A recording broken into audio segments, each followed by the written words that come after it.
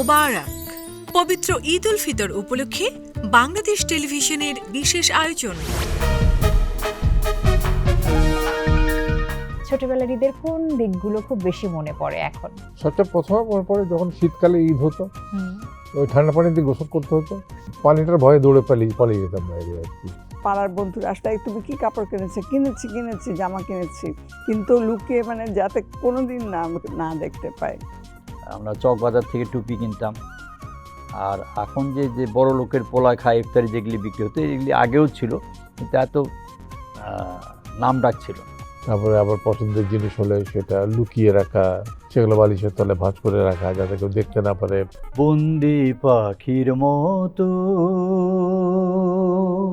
মনটা কেঁদে মরে, মুক্ত আকাশ খানে কে আমার নীল কে। বিভিন্ন রকমের হালুয়া হতো আমাদের ঈদের সময়, আর সেমাই তো আছেই, আর 4-5 কোয়ালিটির হালুয়া। তো আমার কাছে ব্যক্তিগতভাবে বলো, আমার দাদির বানানো কোরমা। উনি তো আমাকে পছন্দ করেন, আমাকে বকাবকি করে, গালাগালি করে, বকাবকি করে। আমি যখন বলি আমি তোমার খুব ভালো লাগে, আমার তুমি আমার বন্ধু, বল তুমি আমার ছোট ভাই, যাও। আমার 4 বছর ছোট। আচ্ছা, ও আমার 4 বছরের ছোট। সব সময় বকাবকি করে। একটু কাউন্টার অ্যাটাক হয়ে যায়। আমার কাউন্টার দিতে হবে না, বাড়িতে গেলে ভাবি আছে না।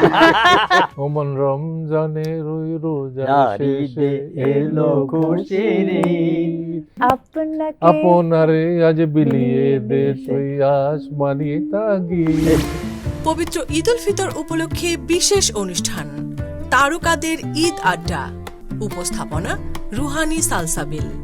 প্রযোজনা মোহাম্মদ মুস্তাফিজুর রহমান, মোহাম্মদ নাজমুল হক। দেখবেন ঈদের দিন সন্ধ্যা 6টায়। ঈদের এই বর্ণিল আয়োজনে বাংলাদেশ টেলিভিশনের সাথেই থাকুন।